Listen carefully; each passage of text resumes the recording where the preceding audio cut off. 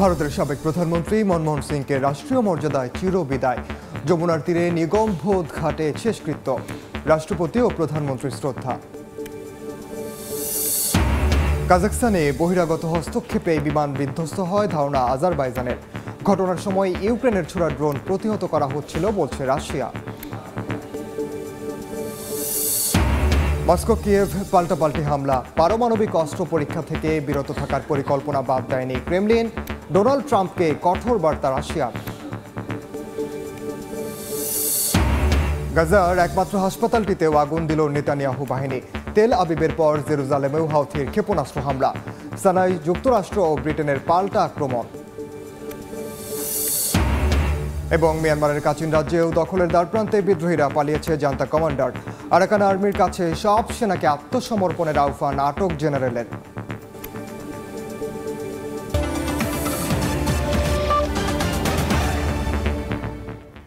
আন্তর্জাতিক সময়ের সঙ্গে আছি আমি ওমর ইনান। ভারতের সাবেক প্রধানমন্ত্রী ডক্টর মনমোহন সিং এর অন্ত্যেষ্টিক্রিয়া সম্পন্ন হয়েছে। নয়াদিল্লির যমুনা তীরের নিগমবোধ ঘাটে অনুষ্ঠিত হয় তার শেষকৃত্য। এর আগে রাষ্ট্রীয় মর্যাদায় সম্মান জানানো হয় ভারতের আধুনিক অর্থনীতির এই রূপকারকে। ফুল দিয়ে শেষ শ্রদ্ধা জানান দেশটির রাষ্ট্রপতি, প্রধানমন্ত্রী, বিরোধী কংগ্রেস সহ বিভিন্ন দলের নেতাকর্মী ও সর্বস্তরের মানুষ। চিরবিদায় নিলেন ভারতের সাবেক প্রধানমন্ত্রী ডক্টর মনমোহন সিং। শনিবার নয়াদিল্লির যমুনা তীরে অবস্থিত নিগমবোধ ঘাটে অনুষ্ঠিত হয় তার শেষকৃত্যানুষ্ঠান। এ সময় সর্বস্তরের মানুষের ভালোবাসা আর শ্রদ্ধায় সিক্ত হন 92 বছর বয়সী প্রখ্যাত এই রাজনীতিবিদ। রাষ্ট্রীয় সম্মাননার পাশাপাশি দেয়া হয় গান স্যালুট। এ সময় ফুলেল শ্রদ্ধা জানান দেশটির রাষ্ট্রপতি দ্রৌপদী মুর্মু, প্রধানমন্ত্রী নরেন্দ্র মোদী। শেষকৃত্যানুষ্ঠানে উপস্থিত ছিলেন ভুটানের রাজা জিগমে খেসার নামগুয়েল ওয়াংচুক, ভারতের প্রতিরক্ষা মন্ত্রী রাজনাথ সিং, স্বরাষ্ট্রমন্ত্রী অমিত শাহ, কংগ্রেস নেত্রী সোনিয়া গান্ধী, রাহুল গান্ধী সহ ভারতের বিভিন্ন রাজনৈতিক দলের নেতারা। শ্রদ্ধা জানানোর পর শুরু হয় অন্ত্যেষ্টিক্রিয়ার শেষ আনুষ্ঠানিকতা। এ সময় সেখানে উপস্থিত ছিলেন তার পরিবারের স্বজন ও শুভাকাঙ্ক্ষীরা। এর আগে শনিবার সকালে শেষবারের মতো ডক্টর সিং এর নিথর দেহ নিয়ে যাওয়া হয় তার দীর্ঘদিনের চেনা রাজনৈতিক কার্যালয় কংগ্রেস সদর দফতরে। সেখানে সর্বস্তরের শ্রদ্ধা নিবেদন শেষে শুরু হয় শবযাত্রা। সাবেক প্রধানমন্ত্রী মনমোহন সিং এর মৃত্যুতে দেশটির রাজনৈতিক অঙ্গনে নেমেছে শোকের ছায়া। চলছে 7 দিনের রাষ্ট্রীয় শোক। বৃহস্পতিবার রাতে হঠাৎ অসুস্থ হলে তাকে ভর্তি করানো হয় নয়াদিল্লির all India institute of medical science হাসপাতালে। স্থানীয় সময় রাত 9:51 এই প্রবীণ নেতাকে মৃত ঘোষণা করেন চিকিৎসকরা। অন্তরা সেন, সময় সংবাদ। কাজাখস্তানে বিমান বিধ্বস্তের ঘটনায় বাইরের দেশের হস্তক্ষেপের কথা জানিয়েছে আজারবাইজান। দেশটির ডিজিটাল উন্নয়ন ও পরিবহন মন্ত্রী বলেছেন, বিমানটি বিধ্বস্ত হওয়ার পেছনে কী ধরনের অস্ত্র কিংবা ক্ষেপণাস্ত্র ব্যবহার করা হয়েছে তা আরও তদন্তের পর জানানো হবে। দেশটির এক আইন প্রণেতা বলেছেন, রাশিয়ার কাছ থেকে ঘটনার পেছনের কারণ ব্যাখ্যা ও ক্ষতিপূরণ আশা করছে আজারবাইজান। এদিকে রুশ কর্তৃপক্ষের বরাত দিয়ে বার্তা সংস্থা এপি বলছে, বিমান বিধ্বস্তের সময় অঞ্চলটিতে ইউক্রেনের ছোড়া ড্রোন প্রতিহত করছিল রাশিয়ার আকাশ প্রতিরক্ষা ব্যবস্থা।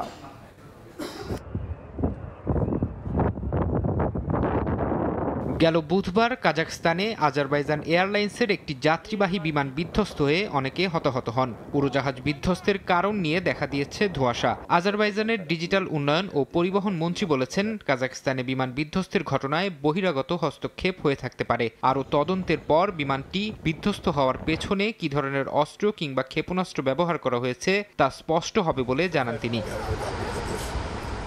এ বিষয়ে রুশ সরকারকে দ্রুত আনুষ্ঠানিক বিবৃতি দেওয়ার আহ্বান জানিয়েছেন আজারবাইজানের আইন প্রণেতা রাসিম মুসাবেকভ। কেবল তদন্ত হওয়াই যথেষ্ট নয় উল্লেখ করে তিনি বলেন, রাশিয়ার কাছ থেকে ঘটনার পেছনের কারণ ব্যাখ্যা ও ক্ষতিপূরণ আশা করছে আজারবাইজান।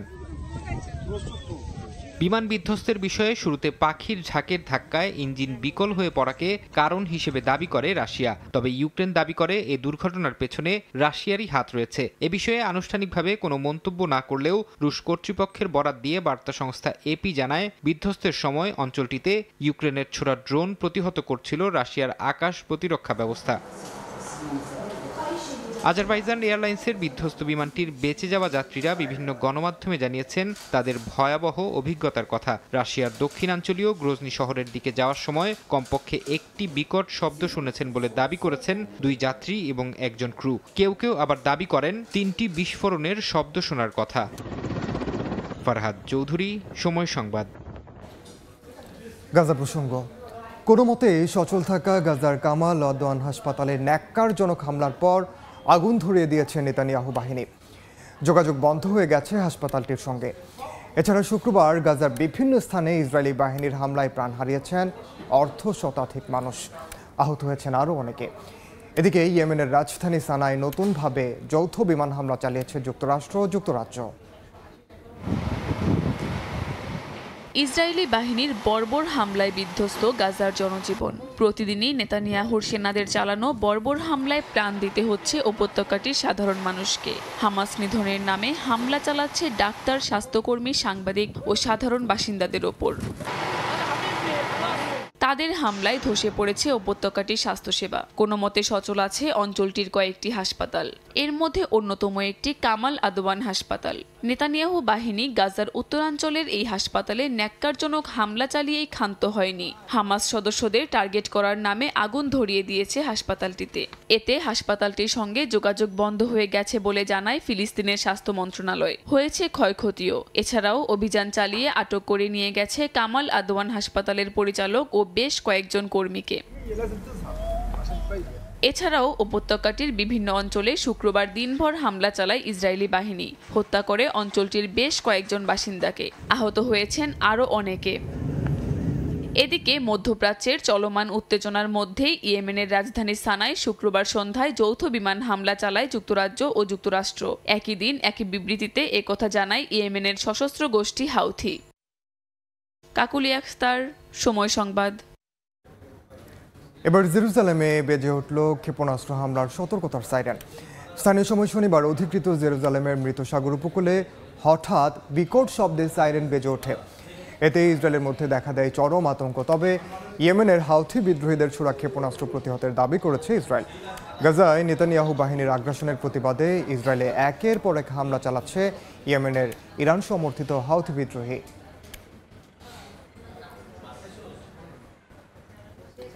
প্রেসিডেন্ট বাশার আল আসাদের পতনের 20 দিন পার হলেও এখনও সিরিয়া জুড়ে চলছে বিজয় উদযাপন। বাশার আল আসাদ বাহিনীর নির্যাতন ও দমন পীড়নে নিহতদের স্মরণে শুক্রবার দামেস্কের উমাইয়াদ স্কোয়ারে জড়ো হন হাজার হাজার মানুষ। পদযাত্রায় নামে বিদ্রোহী গোষ্ঠী তাহরির আল শামের সদস্যরাও।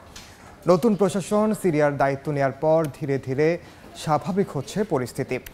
শরণার্থী শিবির ছেড়ে বাড়িঘরে ফিরতে শুরু করেছেন বাসিন্দারা। স্বৈরাচারের পতনে সিরিয়ার মাটিতে স্বস্তির নিঃশ্বাস ফেলছেন বাসিন্দারা।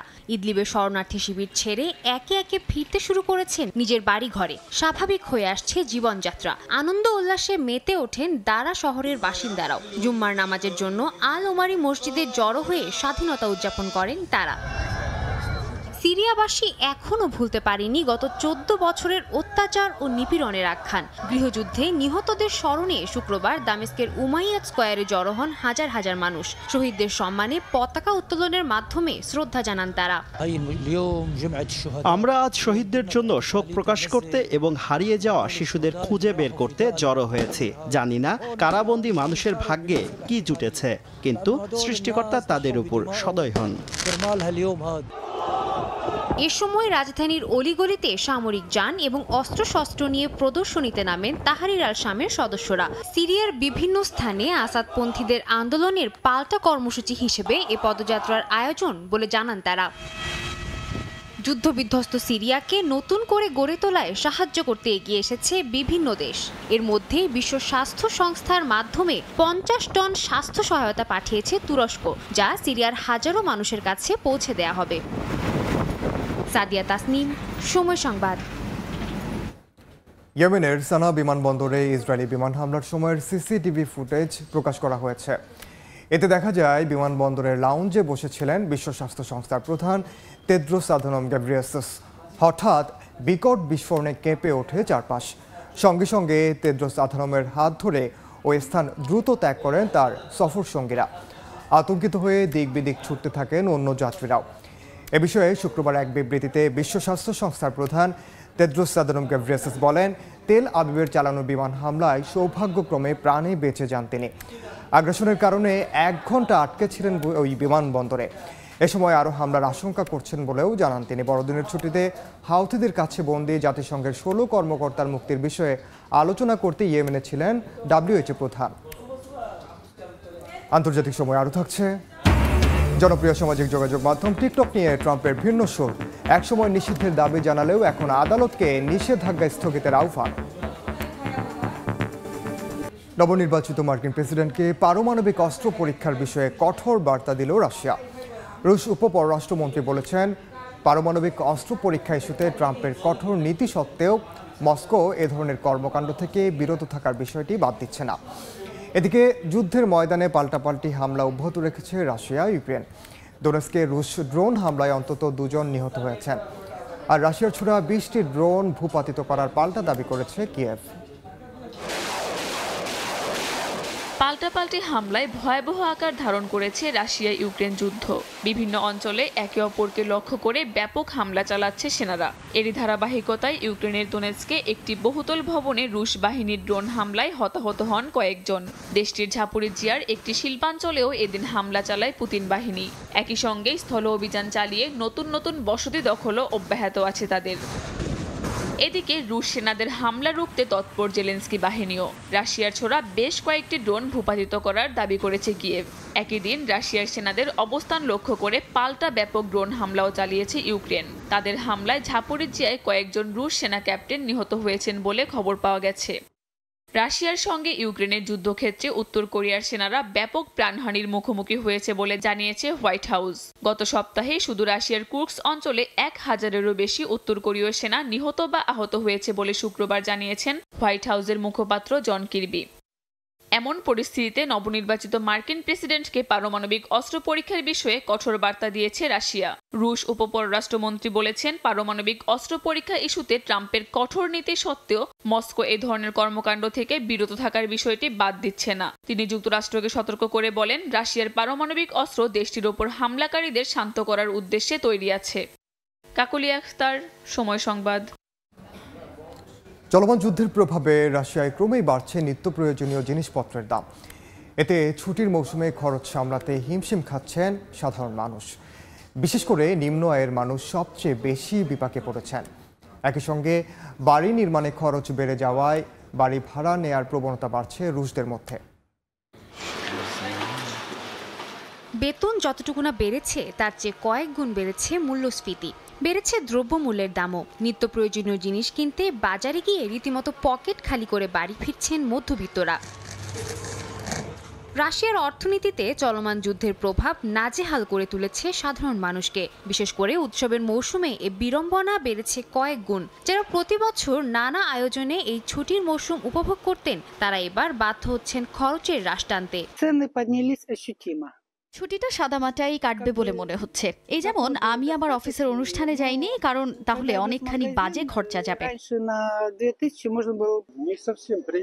সবকিছুর দাম আগের চেয়ে অনেক অনেক বেশি। আগের বছরগুলোতে ছুটির খরচ আমাদের নাগালের মধ্যেই ছিল, এখন তা 3-4 গুণ বেড়ে গেছে। মূল্যস্ফীতির প্রভাব পড়েছে রাশিয়ার রিয়েল এস্টেট ব্যবসাতেও। বন্ধকহার বেড়ে যাওয়ায় বাড়ি কেনায় অনীহা বাড়ছে রুশদের মধ্যে। বাড়ছে বাড়ি ভাড়া নেওয়ার প্রবণতা।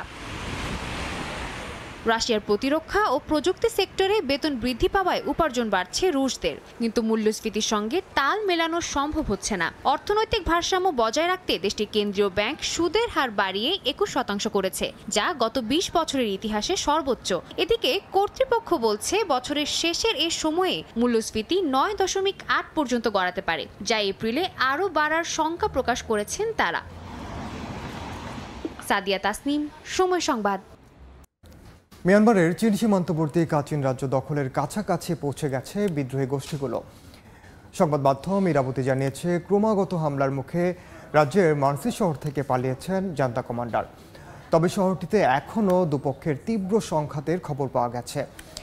এদিকে রাখাইন রাজ্যে আরাকান আর্মির হাতে আটক সেনা জেনারেল রাজ্যের সব সেনাকে বিদ্রোহীদের কাছে দ্রুত আত্মসমর্পণের আহ্বান জানিয়েছেন। বিশ্লেষকরা বলছেন সাধারণ মানুষের কাছে বিদ্রোহীদের জনপ্রিয়তা বাড়তে থাকায় উদ্বেগে পড়েছে দেশটির জান্তা সরকার। মিয়ানমারের রাখাইন এবং চীন প্রদেশের একের পর এক সেনা ঘাঁটি দখলে নিয়েছে বিদ্রোহী গোষ্ঠীগুলো। আটক করা হয়েছে সামরিক বাহিনীর কয়েকজন জেনারেলকে। আরাকান আর্মির বরাত দিয়ে সংবাদ মাধ্যম ইরাবতী জানিয়েছে, রাখাইনে আটক হওয়া এক জেনারেল রাজ্যের সব সেনাকে বিদ্রোহী গোষ্ঠীটির কাছে আত্মসমর্পণের আহ্বান জানিয়েছেন। মিয়ানমারের উত্তরাঞ্চলীয় প্রদেশ ও চীন সীমান্তবর্তী কাচিন রাজ্যেও শক্ত অবস্থানে আছে বিদ্রোহী গোষ্ঠীগুলো। ইরাবতীর খবর, রাজ্যের মানসি শহর থেকে পালিয়েছেন জান্তা ব্যাটালিয়নের এক কমান্ডার। প্রতিবেদনে বলা হয়, জান্তার ৩১৯ ও ৬০১ পদাতিক ব্যাটালিয়ন এবং ৫২৩ আর্টিলারি ব্যাটালিয়ন বর্তমানে শহরটিতে অবস্থান করছে। কাচিন ইন্ডিপেন্ডেন্স আর্মি কেআই এর বরাতে সংবাদ মাধ্যমটি এ তথ্য জানায়। ৩১৯ ব্যাটালিয়নের কমান্ডার পালিয়ে গেলেও শহরটিতে বিদ্রোহী গোষ্ঠীটির সঙ্গে সেনাদের ব্যাপক সংঘর্ষ হচ্ছে বলে জানানো হয়। গত এক মাসে মিয়ানমারের কয়েকটি অঞ্চলের দখল নিয়েছে বিদ্রোহী গোষ্ঠীগুলো। তাদের ধারাবাহিক হামলার জেরে জান্তা সেনাদের গতিবিধি এখন নেপিদো, ইয়াঙ্গুন এবং আরও কিছু বড় জনপদ বা শিল্পাঞ্চলেই সীমাবদ্ধ হয়ে পড়েছে। এছাড়া বিদ্রোহীদের জনপ্রিয়তা বাড়ছে সাধারণ মানুষের কাছে। বিশ্লেষকরা বলছেন, এতে উদ্বেগ দেখা দিয়েছে সামরিক বাহিনীর মধ্যে। তবে বড় শহরগুলোর বাইরে কার্যত পুরো দেশের নিয়ন্ত্রণ হারিয়ে জান্তা সরকার কতক্ষণ ক্ষমতায় টিকে থাকে সেটাই এখন দেখার বিষয়। ফারহাদ চৌধুরী, সময় সংবাদ। জনপ্রিয় সামাজিক যোগাযোগ মাধ্যম টিকটক বন্ধের আদেশ স্থগিত রাখতে সুপ্রিম কোর্টের প্রতি আহ্বান জানিয়েছেন নবনির্বাচিত মার্কিন প্রেসিডেন্ট ডোনাল্ড ট্রাম্প। আগামী 10 জানুয়ারি এই বিষয়ে আদালতে শুনানি হওয়ার কথা রয়েছে। এর আগেই এই আহ্বান জানালেন ট্রাম্প। আইন অনুযায়ী টিকটকের চীনা মালিক প্রতিষ্ঠান বাইটড্যান্সকে 19 জানুয়ারির মধ্যে অ্যাপটি কোনো মার্কিন কোম্পানির কাছে বিক্রি করতে হবে, নতুবা এটি যুক্তরাষ্ট্রে নিষিদ্ধ করা হবে। বর্তমানে যুক্তরাষ্ট্রের 17 কোটির বেশি টিকটক ব্যবহারকারী রয়েছে। টিকটক এরই মধ্যে জানিয়েছে তাদের ব্যবহারকারীর ডেটা যুক্তরাষ্ট্রে সংরক্ষিত এবং মার্কিন ক্লাউড সার্ভিস অপারেটর ওরাকলের মাধ্যমে পরিচালিত হয়। পাশাপাশি টিকটকের মূল প্রতিষ্ঠান বাইটড্যান্স এরই মধ্যে এই আইন বাতিলের আবেদন করেছে। যদি আদালত তাদের পক্ষে রায় না দেয় এবং বিক্রি সম্পন্ন না হয়, তাহলে 19 জানুয়ারির মধ্যে অ্যাপটি কার্যত যুক্তরাষ্ট্রে নিষিদ্ধ হয়ে যাবে। আগের মেয়াদে 2020 সালে টিকটক বন্ধ করার প্রচেষ্টা চালালেও এবার টিকটকের পক্ষে অবস্থান নেয় নতুন প্রশাসনের নীতি কী হতে পারে তা নিয়ে তৈরি হয়েছে সংশয়। তাইওয়ানকে সামরিক সহায়তা দেয় যুক্তরাষ্ট্রের 7 প্রতিষ্ঠানের উপর নিষেধাজ্ঞা দিয়েছে চীন। শুক্রবার দেশটির পররাষ্ট্র মন্ত্রণালয়ের এক বিবৃতিতে বলা হয়, যুক্তরাষ্ট্রের সাম্প্রতিক প্রতিরক্ষা ব্যয়ের বিল অনুমোদনের জবাবে এই নিষেধাজ্ঞা দেওয়া হয়েছে।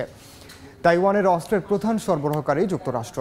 দ্বীপটির কাছে অস্ত্র বিক্রির ব্যাপারে চীন আগেও আপত্তি জানিয়েছে, তবে বেইজিংয়ের কাছে ওয়াশিংটন কোনো অস্ত্র বিক্রি না করায় এই নিষেধাজ্ঞার প্রভাব খুব সীমিত বলে মনে করছেন বিশেষজ্ঞরা।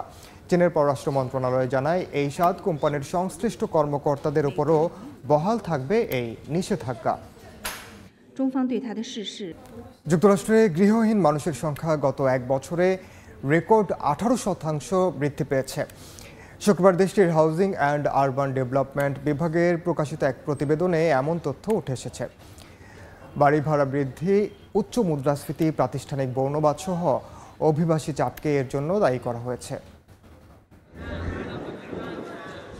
উন্নত জীবনমান ও প্রযুক্তির আধুনিকায়ন বিশ্বের নানা দেশ থেকে যাওয়া অভিবাসীদের যেন স্বর্গরাজ্য যুক্তরাষ্ট্র। বিশ্ব রাজনীতি ও অর্থনৈতিক ক্ষেত্রে যুগের পর যুগ ধরে একক আধিপত্য ধরে রেখেছে দেশটি। তবে অরাজকতা, অন্যায়, অত্যাচার থেকে শুরু করে ভালো মন্দ সবকিছুরই প্রভাব রয়েছে সেখানে। দেশটিতে ধনীদের যেমন বসবাস, তেমনি রাস্তার ধারে খোলা আকাশের নিচে রাত পার করেন অনেক মানুষ। শুধু গত এক বছরে দেশটিতে গৃহহীন মানুষের সংখ্যা রেকর্ড 18% বৃদ্ধি পেয়েছে। হাউজিং অ্যান্ড আরবান ডেভেলপমেন্ট বিভাগের প্রকাশিত এক প্রতিবেদনে উঠে এসেছে এমন তথ্য। 2023 থেকে 24 সালের মধ্যে মোট 7,71,480 জন মানুষ গৃহহারা হয়েছেন, যা প্রতি 10,000 মানুষের মধ্যে 23 জন। এই সংখ্যা বিভিন্ন জরুরি আশ্রয় কেন্দ্র, নিরাপদ আশ্রয়, অস্থায়ী আবাসন প্রকল্প বা উন্মুক্ত স্থানে বসবাসকারী মানুষকে অন্তর্ভুক্ত করেছে। এর মধ্যে সবচেয়ে বড় প্রভাব দেখা গেছে শিশুদের মধ্যে। গেল বছর 18 বছরের নিচে শিশুদের সংখ্যা 33% বেড়ে দাঁড়িয়েছে 1,50,000-এ। কৃষ্ণাঙ্গ জনগোষ্ঠীর মধ্যে এই সংকট আরও প্রকট। দেশটির মোট জনসংখ্যার মাত্র 12% কৃষ্ণাঙ্গ হলেও গৃহহীনদের মধ্যে তাদের সংখ্যা 32%। পরিস্থিতি মোকাবিলায় যুক্তরাষ্ট্রের কেন্দ্র ও রাজ্য সরকার ভিন্ন ভিন্ন কৌশল গ্রহণ করেছে বলে ওই প্রতিবেদনে দাবি করা হয়েছে। আমিরুল ইসলাম আলিফ, সময় সংবাদ। আন্তর্জাতিক সময় আরও থাকছে। সূর্যের সবচেয়ে কাছে গিয়ে ইতিহাস গড়ল নাসার মহাকাশযান। নক্ষত্রের 38 লাখ মাইল দূর দিয়ে অতিক্রম, পৃথিবীতে পাঠিয়েছে আলোর সংকেত। জার্মানির পার্লামেন্ট ভেঙে দিলেন দেশটির প্রেসিডেন্ট। এর কারণে ফেব্রুয়ারিতে আগামী নির্বাচনের প্রস্তুতিতে দেশটির রাজনৈতিক দলগুলোর আর কোনো বাধা থাকল না। জার্মানির বার্লিন থেকে বিটু বড়ুয়ার রিপোর্টে বিস্তারিত।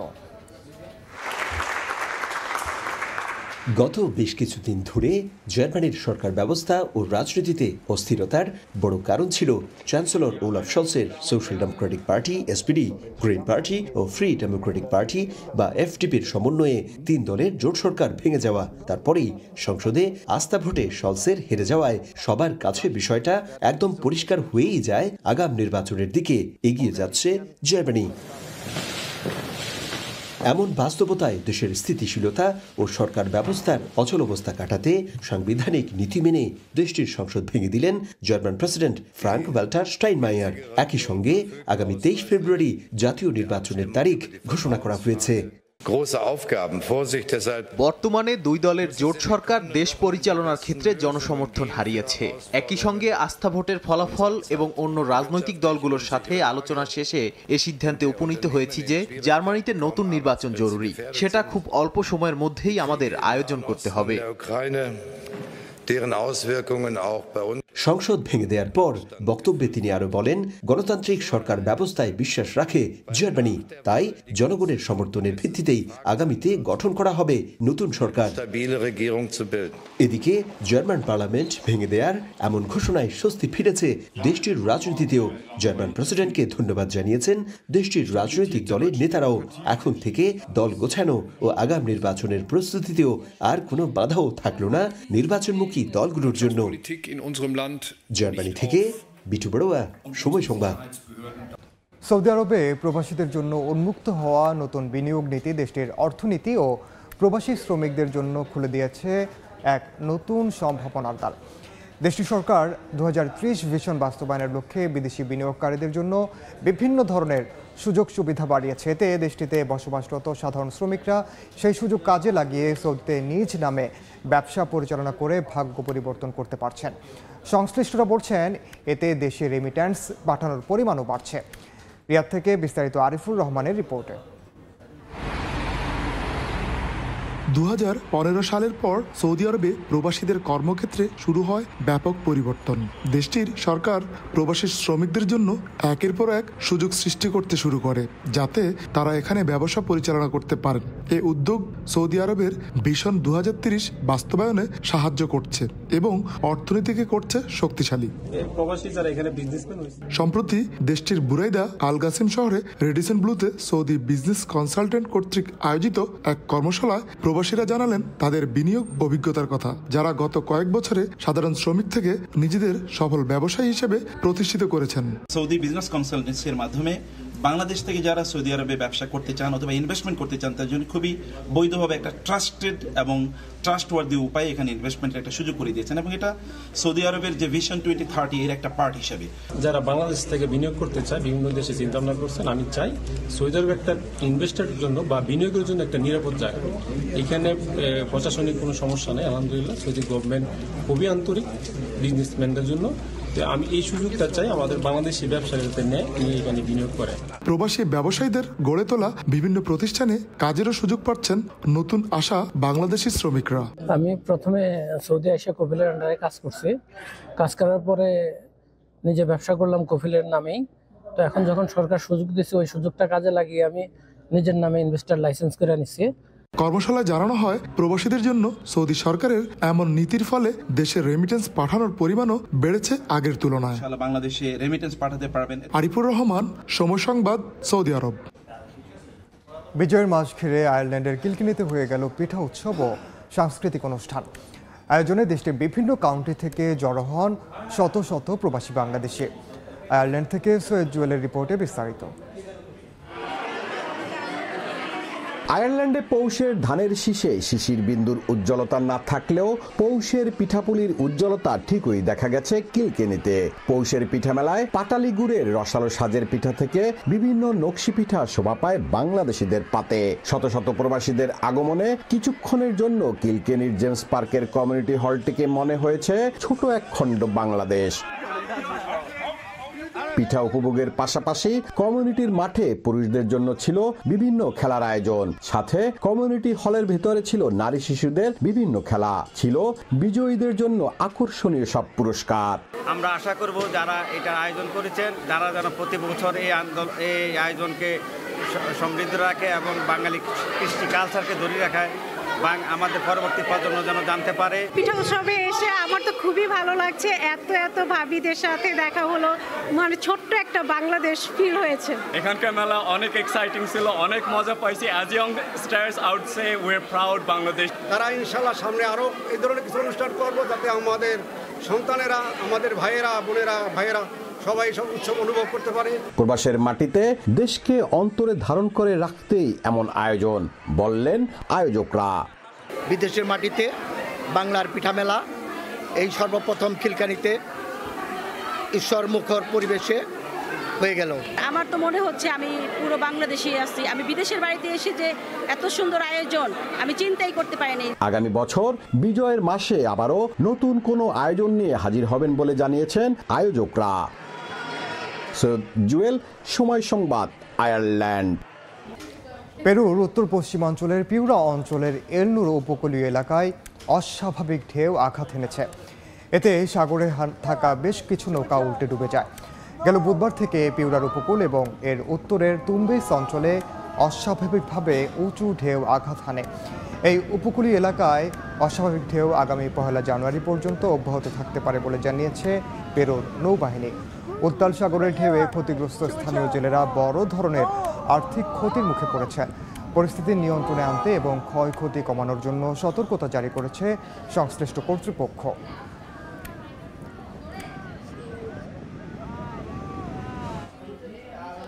ভারতের উত্তর পশ্চিমাঞ্চলীয় রাজ্য পাঞ্জাবে একটি যাত্রীবাহী বাস খালে পড়ে অন্তত 8 জনের মৃত্যু হয়েছে। আহত হয়েছেন অন্তত 18 জন। স্থানীয় গণমাধ্যম জানায় শুক্রবার ঝাটিন্ডা গ্রামে খালের উপর নির্মিত একটি সেতুর ওপর উঠলে হঠাৎ নিয়ন্ত্রণ হারায় বাসের চালক।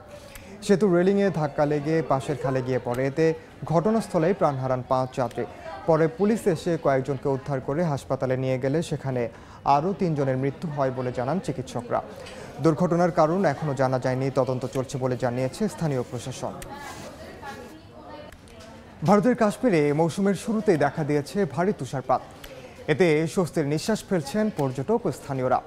বরফে ঢেকে যাওয়া রাস্তাঘাট ও ঘরবাড়ি প্রকৃতির সৌন্দর্যে যোগ করেছে ভিন্ন মাত্রা। আগামী দিনগুলোতে তীব্র শৈত্যপ্রবাহের পাশাপাশি পরিস্থিতির আরও অবনতির পূর্বাভাস দিয়েছে স্থানীয় আবহাওয়া দফতর।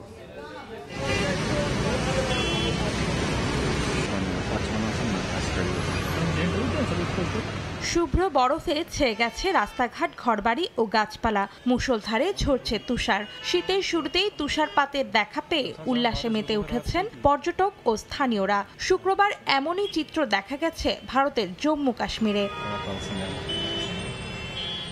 জম্মু অঞ্চলের পাহাড়গুলোতে জমেছে পুরো বরফের আস্তরণ। সবকিছু সাদা মায়াবী চাদরে ঢেকে যাওয়ায় প্রাণ ফিরে পেয়েছেন স্থানীয়রা। তাদের মতে এই তুষারপাত কৃষিকাজের জন্য সুফল বয়ে আনবে।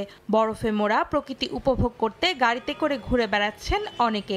অঞ্চলটির এই অপরূপ শোভা দেখার আকর্ষণে প্রতি বছর শীতকালে ঘুরতে আসেন হাজার হাজার পর্যটক। আমি সত্যি ঈশ্বরের কাছে কৃতজ্ঞ, যার কারণে আমরা এই তাজা তুষার পেয়েছি। এটি আমাদের কিছুটা স্বস্তি এনে দিয়েছে। আমরা বেশ কিছু স্বাস্থ্য সমস্যায় ভুগছিলাম। তুষারপাতের কারণে এখন ভালো লাগছে। আমাদের জন্য এই তুষার আশীর্বাদ। কাশ্মীর জুড়ে বিরাজ করছে তীব্র শৈত্যপ্রবাহ। আগামী দিনগুলোতে তীব্র তুষারপাতের পূর্বাভাস দিয়েছে কাশ্মীরের স্থানীয় আবহাওয়া দফতর। শনিবার রাস্তায় বরফ জমার কারণে যান চলাচল ব্যাহত হওয়ায় অঞ্চলটির সব বিশ্ববিদ্যালয়ের পরীক্ষা স্থগিত করেছে প্রশাসন। অন্তরা সেন, সময় সংবাদ। এদিকে শীতের তীব্রতায় বরফ জমেছে এশিয়া মহাদেশের অন্যতম মিঠা পানির লেক কাশ্মীরের উলার লেকে। শুক্রবার ভারতের সর্বনিম্ন তাপমাত্রা রেকর্ড করা হয় -3 ডিগ্রি সেলসিয়াস। এর আগে সোমবার কাশ্মীরের ডাল লেকেও বরফ জমতে দেখা যায়। দেখে পানি মনে হলেও আসলে জমে আছে বরফ। লেকের পাড়ে ভেড়ানো নৌকাও বরফে ঢাকা। এ অবস্থায় নৌপথে যাতায়াতে মারাত্মক বিঘ্ন দেখা দিয়েছে। এ অবস্থা ভারতের শ্রীনগরের উলার লেকে। এতে বিস্মিত স্থানীয় বাসিন্দারা। হিমালয়ের কাছের এই অঞ্চলের আবহাওয়া সাধারণত ঠান্ডা হলেও লেকে বরফ জমার ঘটনা এই প্রথম। আমরা শীতের সময় কখনো উলার লেকে বরফ জমতে দেখিনি। গত 7 থেকে 10 দিন ধরে তাপমাত্রা কমছেই। এটাই বরফ জমার কারণ বলে ধারণা করা হচ্ছে। শীতে ভোগান্তিতে পড়েছেন ছোট বড় সবাই। ভুগতে হয় নিম্ন আয়ের মানুষকেও। যারা উলার লেকে মাছ ধরত কিংবা পদ্ম ফুলের ডাটা সংগ্রহ করে জীবিকা নির্বাহ করত, তারা এখন লেক ব্যবহার করতে পারছে না। যাতায়াত ব্যবস্থাও বন্ধ হয়ে গেছে। তীব্র শীতে থমকে গেছে লেক নির্ভর জীবন। বেশি দিনের অবস্থা থাকলে মারাত্মক বিপাকে পড়তে পারেন স্থানীয়রা। আবহাওয়া দফতর জানিয়েছে শ্রীনগরের তাপমাত্রা 3.2 ডিগ্রি সেলসিয়াসে নেমে এসেছে, যেখানে কিছু কিছু জায়গায় তাপমাত্রা -3 ডিগ্রি পর্যন্ত রেকর্ড হয়েছে। এর আগে সোমবার কাশ্মীরের ডাল লেকেও একই দৃষ্টির দেখা মেলে, যেখানে তাপমাত্রা -7-এ নেমে আসে। সাদিয়া তাসনিম, সময় সংবাদ। সূর্যের সবচেয়ে কাছাকাছি গিয়ে ইতিহাস গড়েছে নাসার মহাকাশযান Parker solar probe. Eastern time জোনের স্থানীয় সময় বৃহস্পতিবার মধ্যরাতে সূর্যের 38 লাখ মাইল কাছাকাছি পৌঁছাতে সক্ষম হয় এটি। মহাকাশযান থেকে পাঠানো আলোর সংকেত থেকে বিজ্ঞানীরা জানতে পেরেছেন নিরাপদে আছে এটি। সূর্য সম্পর্কে আরও জানার চেষ্টা মহাকাশ বিজ্ঞানীদের অনেক আগে থেকেই ছিল। জ্বলন্ত এই বিশাল অগ্নিকুণ্ডকে জানতে গবেষণাও চলছে প্রতিনিয়তই। এরই ধারাবাহিকতায় এবার সূর্যের কাছে গিয়ে ইতিহাস গড়ল নাসার মহাকাশযান।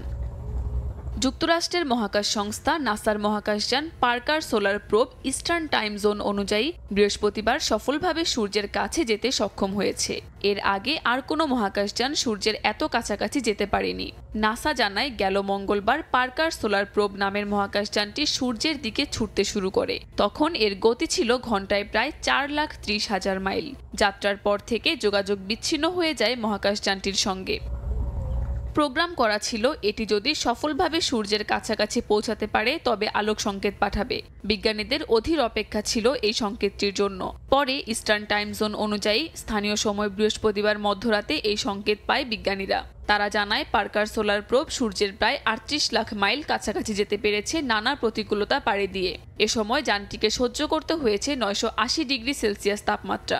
এরপরেও এটি নিরাপদে আছে বলে জানা যায়। আশা করা হচ্ছে আগামী 1 জানুয়ারি পার্কার সোলার প্রোব নিজের সর্বশেষ অবস্থা সম্পর্কে তথ্য পাঠাবে। প্রত্যাশা করা হচ্ছে এই অভিযানে মহাকাশযানটির সফলতা সূর্য সম্পর্কে আরও ভালোভাবে জানতে সাহায্য করবে বিজ্ঞানীদের। পাওয়া যাবে নক্ষত্রটি সম্পর্কে নতুন অনেক তথ্য। সূর্যের উত্তপ্ত অঞ্চল বুঝতে সাহায্য করবে এসব তথ্য। ভূমিকা রাখবে সৌরবায়ুর উৎস শনাক্ত করতেও। কাকুলি আখতার, সময় সংবাদ। আন্তর্জাতিক সময়ের শীর্ষ সংবাদ জানিয়ে দিচ্ছি আরেকবার।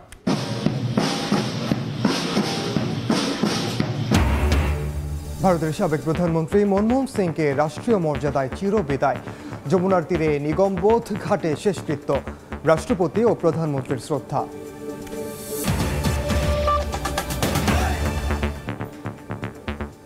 এ ছিল আন্তর্জাতিক সময়ের সঙ্গে থাকুন সময়।